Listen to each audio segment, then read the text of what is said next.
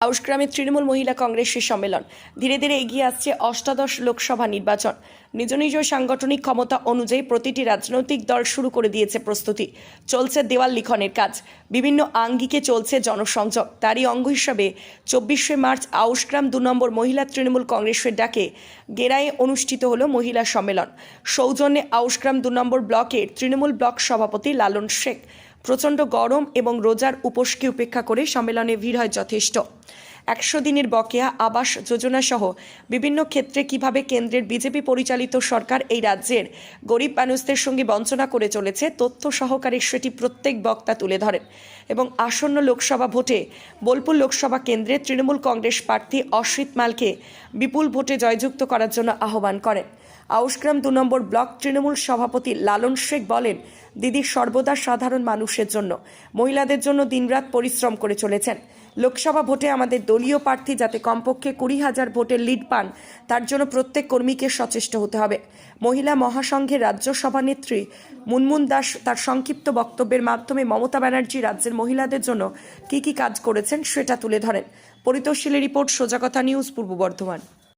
আজ মূলত আমাদের আউশগ্রাম 2 নম্বর ব্লকের অমরপুর অঞ্চলে গেরাই গ্রামে এই সমস্ত যে নারী শক্তিটা বিরাজ করছে গোটা পৃথিবীতে, আমার মাননীয় মুখ্যমন্ত্রী তিনি বিশ্বের প্রাইজ আনছেন নারীদের জন্য। কি বলুন, কন্যাশ্রী কি রূপশ্রী কি যুবশ্রী, সবটাই মহিলাবিহীন আমরা কোনো কিছুতে চলতে পারি না।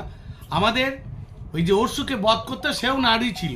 তাই এখন আমাদের দেশে যে অবস্থা যা চলছে দেশের, সেইটা ওই দিদির হাত শক্ত করতে, আমার যুবরাজের হাত শক্ত করতে আউশগ্রাম 2 নম্বর ব্লকের আইসিডিএসের কর্মী, আশা কর্মী, আমার সংঘ মহাসংঘ সমস্ত নারী একত্রে আজকে এসে আমরা এই আউশগ্রাম 2 নম্বর ব্লকের গেরাই গ্রামের একটা সম্মেলন আমরা প্রতিষ্ঠা করলাম।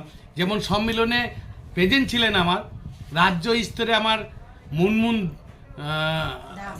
দাস এবং আমার এখানে বিধায়ক অবেদানন্দ থান্দার, 7টা অঞ্চলের অঞ্চল সভাপতি, আমার এখানকার ব্লক কমিটি শাখা সংগঠনের সভাপতিরা, আমার যত পঞ্চায়েত সমিতির সদস্যা, পঞ্চায়েতের সদস্যা, প্রধান উপপ্রধান সকল মিলে কিন্তু আজকে আমরাও ভাবিনি যে এত জোয়ার এসে যাবে। তো দিদির এবং যুবরাজের যে কর্মসূচি, তিনারা যেভাবে পথ চলছেন, আবার রবীন্দ্রনাথ চট্টোপাধ্যায়, আমার অভয়দানন্দ থান্দার যেমন যা বলছেন, সেই সব কিছু আমরা অক্ষরে অক্ষরে পালন করছি। আর মানুষের কাছে বার্তা আমার দারুণভাবে যাচ্ছে, মানুষের জনজোয়ার এসে যাচ্ছে যে এখন যে হারা জিতার বিষয় নয়, এখন প্রতিযোগিতা একটাই হচ্ছে, বুথ বলছে এই বুথে থেকে ওই বুথের রেজাল্ট বেশি ভালো দেবো, এক অঞ্চল বলছে ওই অঞ্চলে থেকে আমি আরও বেশি লিড বেশি দেবো। আমাদের ব্লক স্তরের যা পজিশন, তাতে আমরা যা দেখছি যা লিড ছিল তার থেকে অনেক গুণ বেড়ে যাবে। আমাদের এই নারী শক্তি মহিলাদের যে উৎসাহ দেখলাম, সেই অনুযায়ী আমরাও আজকে খুব খুশি। সেই নারীদের পদধূলি মাথায় নিয়ে আমরা নারী শক্তিকে বাড়িয়ে আমরা একত্রে পথ চলবো, যে সর্বদাই আমরা নারীর সঙ্গে আছি এবং থাকবো।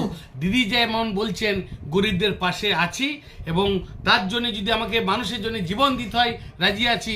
তাই আমরাও এই ব্লকের নেতা হিসাবে আমি বলবো যে এই নারীদের এবং ওই মানুষের জন্যে জীবন দিতে হলে তাতেও আমরা রাজি আছি, যে মানুষের কর্মকাণ্ডর জন্যে, তাদের সুখে দুঃখে বিপদ আপদ পাশে দাঁড়ানোর জন্যে যেটা যা করার সব রকমভাবে আমরা মানুষের হেল্প করব এবং পাশে থাকবো।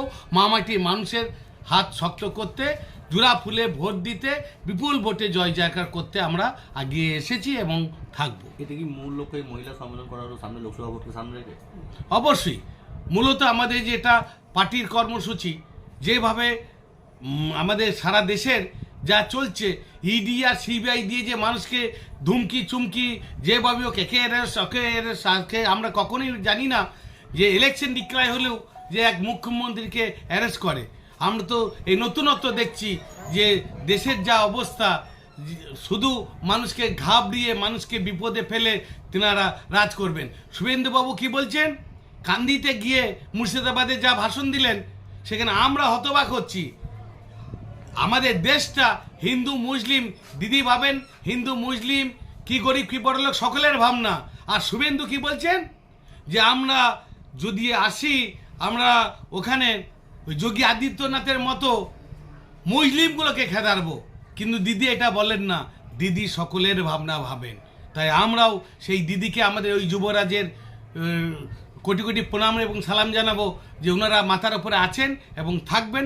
আমরা সেই দলের কর্মী, আমরাও সেইভাবেই মানুষের সঙ্গে আছি এবং থাকবো। বোলপুর লোকসভা কেন্দ্রে বিজেপি এবং সিপিএম প্রার্থী পদ ঘোষণা করেছে, সেখানে কি জেতার ব্যাপারে টাফ হবে? সাহেব, আমাদের এটা তো নর্মাল বিষয়। বোলপুরটা তো আমাদের এমনি জিতবো। যা লিড ছিল তার দ্বিগুণেরও বেশি আমরা লিড পাবো। এখানে আমাদের লিডের কোনো বিষয় নাই। আগে কিছু গিয়েছিল ওই বামে থেকে রামে, এখন রামে থেকে আবার বামে, আর হয়তো কি বলবো, যেমন দূরবীন দিয়ে সিপিএমকে দেখতে হতো, এখন এরপরে বিজেপিকেও দূরবীন দিয়ে দেখতে হবে। আমার এই বাংলার মাটি শক্ত গাঁটি, সেটা মানুষ প্রমাণ করবে। আপনার নাম পরিচয়? আমার নাম শেখ আব্দুল লালন, আটগ্রাম 2 নম্বর ব্লকের। আমি মানুষের কাজ করার জন্যে আমাকে মামাটি মানুষের সরকারের পক্ষ থেকে ব্লক প্রেসিডেন্ট হিসেবে আমাকে দায়িত্ব